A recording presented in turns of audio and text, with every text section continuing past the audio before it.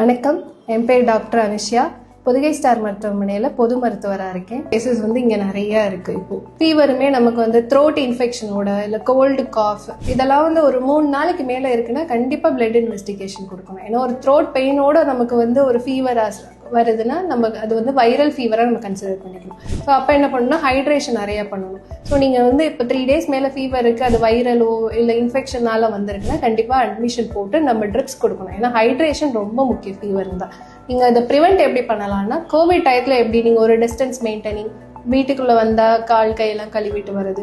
So நம்ம எவ்வளோ தூரம் ப்ரிவென்ஷனாக இருக்கோ அவ்வளோ தூரம் ஃபீவர்ஸை நம்ம ஸ்கிப் பண்ணலாம். ஸோ இதெல்லாமே ப்ரிவெண்ட் பண்ணணும்னா நம்ம ஹைட்ரேஷன் ஃபஸ்ட்டு ரொம்ப முக்கியம்.